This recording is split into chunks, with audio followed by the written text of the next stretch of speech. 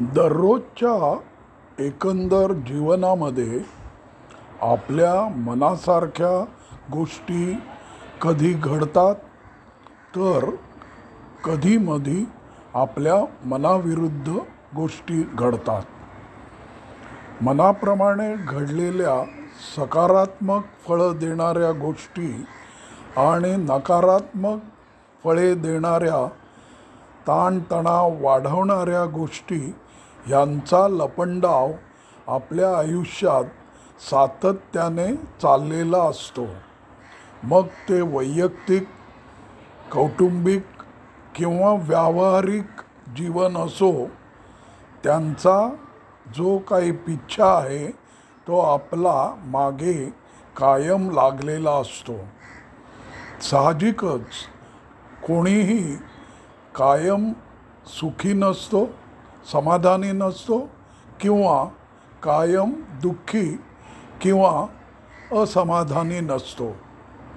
प्रश्न असा आहे की सातत्याने जर आपल्याला मनासारखं घडावं असं जर वाटत असेल तर ते चूक नाही, यात शंकाच नाही. परंतु तसं घडत नाही आणि ह्याला कारण काय याचा जर शोध घेतला तर आपल्याला असा विचार करायला लागेल की कोणत्या गोष्टी आपल्याला कशा फळं देतात. आता इथे वेगवेगळ्या प्रकारची अशी विचारांची मालिका समोर येते.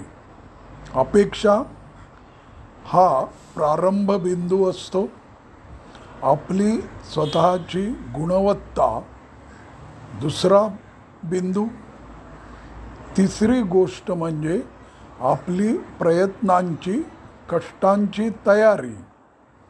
सगळ्यात महत्त्वाचा जो मुद्दा असतो तो म्हणजे त्या वेळी त्या वेळची जी परिस्थिती असते त्यामध्ये इतरांचाही साहजिकच सहभाग असतो आणि साहजिकच ह्या द्वंद्वामध्ये आपल्याला जसं पाहिजे तसं घडतंच असं नाही.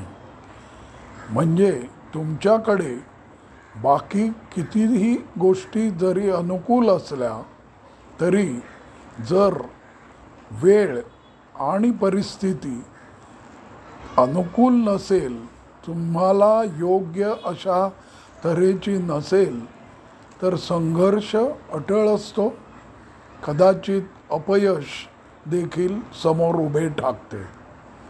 आता इथे प्रश्न असा आहे की नियोजनाची गरज हा. म्हणून तुम्हाला कोणतेही कार्य हातात घेताना किंवा कोणतीही अपेक्षा ठेवताना सगळ्या बाजूचा विचार करायला हवा आणि कदाचित प्रतिकूल आणि आपल्याला नको तेच घडेल असं गृहीत धरून आपण आपले प्रयत्न वाढवत नेणं आणि जे फळ शेवटी प्राप्त होईल ते स्वीकारणं यातच आपले हित असते. अर्थात कोणाजवळ अचूक असं उत्तर नाही, कारण परिस्थिती आणि वेळ सातत्याने बदलत असते. ती तुमच्या हातात नसते. साहजिकच आपल्या हातात असलेल्या गोष्टींपेक्षा आपल्या हातात नसलेल्या गोष्टी अधिक असतात आणि म्हणूनच कदाचित नेहमीच आपल्या मनाविरुद्ध फळं मिळतात. त्या मानाने मनासारख्या गोष्टी कमी होतात. शेवटी सुखदुःख आणि आशा निराशा, समाधान असमाधान, उत्साह आणि ताणतणाव यांच्याचमुळे तर आयुष्य मोठे रंगतदार बनत असते. आजचा हा मुक्त संवाद बघता बघता मला सुचला, कारण आज बऱ्याच गोष्टी मनाविरुद्ध घडल्या होत्या आणि त्यामुळे मला विचार करावासा वाटला की असं का घडतं.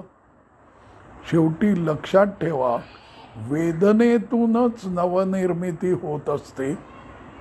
हे आपल्याला कोणत्याही बालकाच्या जन्मावरून आढळून येईल की शेवटी निसर्गामध्ये नवनिर्मिती मागे वेदना असते. म्हणून जरी मनाविरुद्ध गोष्टी घडल्या, निराश होऊ नका, प्रयत्न करत राहा आणि तुमच्या आनंदाला कारणीभूत असणारी तुमच्या मनासारख्या गोष्टी घडणारी वेळ येणार आहे ही खात्री बाळगा. हा अशा तऱ्हेचा मुक्त संवाद आपण जरूर ऐका, त्यावरील प्रतिसाद द्या. अशाच तऱ्हेचे अनेक उत्तमोत्तम मन तुम्हाला शांत करणारे, समाधान देणारे, नवा मार्ग देणारे असे लेख माझ्या ब्लॉगवर किंवा माझ्या व्हिडिओच्या रूपाने मी प्रकाशित करत असतो. तेव्हा जरूर त्याकडे लक्ष देऊन तुम्ही नियमाने लेख वाचा, व्हिडिओ बघा किंवा अशा ध्वनिफिती ऐका, अशी माझी तुम्हाला विनंती आहे. धन्यवाद. मी सुधाकर नातू.